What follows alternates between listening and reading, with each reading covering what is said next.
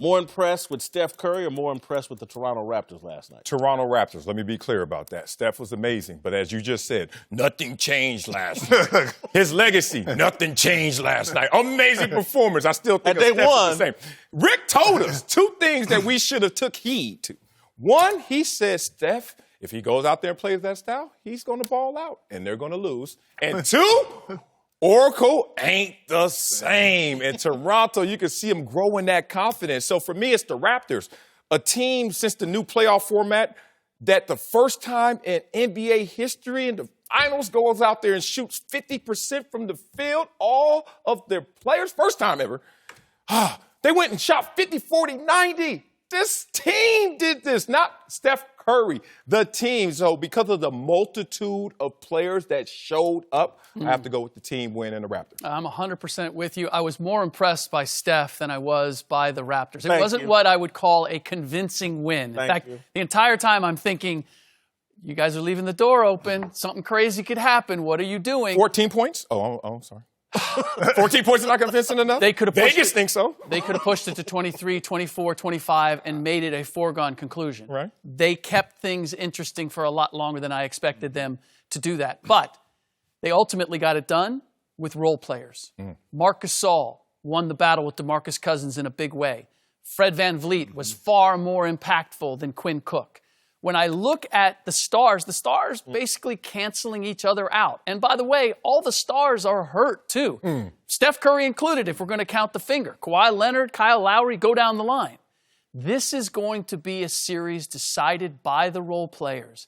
And if I size up who has the better role players at this stage, I've got to go with the Toronto Raptors. Yes. I'm going to go somewhere different. I wasn't impressed either side. Because I expected. You expect that when Golden State is down, Toronto got to come in here and win the game. You know that's going to happen. You know that Steph, without the rest of his guys, he's going to put up 40-plus points. Right. You know that's going to happen. I thought I was the only one that said that yesterday, but go ahead. Ooh. What? Toot. Wait, man. Can I finish my statement, okay? You know, this is my statement right now, okay? But that's my mindset because I knew going into the game these things were going to happen. Golden State didn't stand a chance last night without Klay. Offensively, they struggled, but more importantly, not having Klay on the defensive end, how many layups did Toronto get? Can we mention somebody else on that? Can we mention somebody else? What's that? On Kevon. Oh, Kevon Looney, too. Rim Huge protection. absence. Nobody's talking about that. But Kevon is really good, too, in guarding the pick and roll at times because he can use his length. So, again, I knew Steph was going to go for his. But I think Steph also figured out, too, how hard it is to carry a team and actually – see, the question is, were those empty 47 points? Because – did they really impact the game? It was some times where you had the chance to make some runs, okay? But y'all stop. Well, stop with what? This man scored 47 and it didn't impact the game. No, I said impact the game in regards to having that real opportunity to win it. Jimmy, the 8th most in the finals game ever. That didn't have impact. On the win. How close did they get, though? Oh, it was 10. Yeah, because Draymond and Boogie didn't show up. Let me move. It's still 47 points. Hold on, wait, time out. We gotta move. Steve Kerr just announced KD will not be playing in Game 4. Does that change your opinion at all about Klay should play, KD will not play in Game 4? Does that change your opinion about how this series is going to unfold?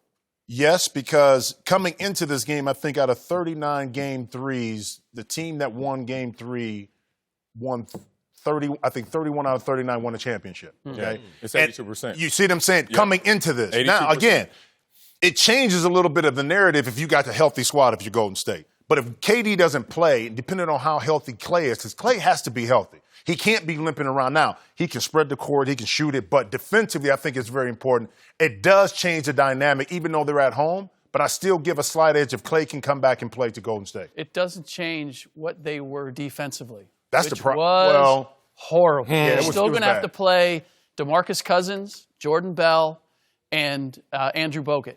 And their ability to stop things, particularly if Marc Gasol continues to be aggressive, they don't have rim protection that can stop the pick and roll and get back and defend. Kevon Looney was much more important to that. And Klay is going, let's face it, We're talking about a strained hamstring, and we're talking about a week later. If you're telling me that he's going to be able to defend Kawhi or stay in front of anybody, I mean, Siakam, forget about it. Yeah. To be able to stay in front of them with a tweaked hamstring, yes, I believe as a catch-and-shoot guy, he can still be dangerous. He can still make you come out and close out. But defensively stay in front of a guy, I don't see how that happens, and that was their biggest issue. 123 and the turnovers, too. I mean, one thing Golden State has done in the past, too, is got loose with the ball.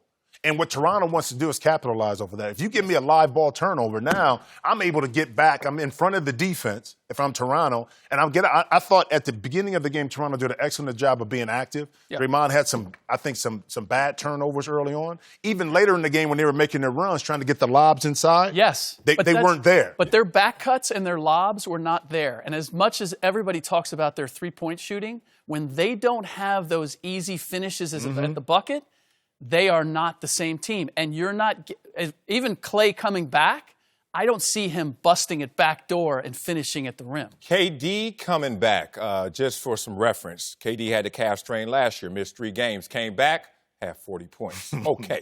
KD has not played since May 8th. You now insert him into a Game 5, Game 6, maybe even Game 7.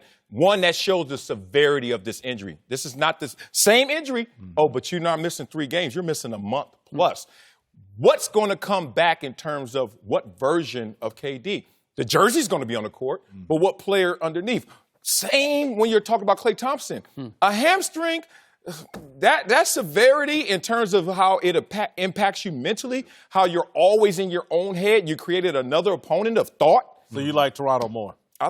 Even more. They're forcing it. They're forcing me to go that way. I think you're all wrong. If Kevin Durant puts on a jersey in this series, I'm still with Golden State wins this series with healthy. If he comes back for Game 5, they win this series, even if they're down 3-1. Absolutely. And I really believe with 2 games, 3 in a row. I'd like this Golden State team, man. I just think that again, if their best players are playing, and I understand the role player part of it. But those 3 on the court together, you can't stop that. Now, again, they are going to have to address how they play defensively. I mean, that's very important. But I came into this series saying this before. Their best 3 players are the 3 best players out there, okay? Their best. Well, let me take that back. Let me take that back. Okay, I love you. I said that Kawhi and Durant will cancel each other out. Okay, so after that. But after that, the next 3. 2, 3, 4 go towards Jimmy, I love you. Golden Don't be State. so stubborn. Thanks for watching. Subscribe here to get the latest from the show. And be sure to check out more of the best clips from Speak For Yourself or go watch a few segments from our other shows on FS1.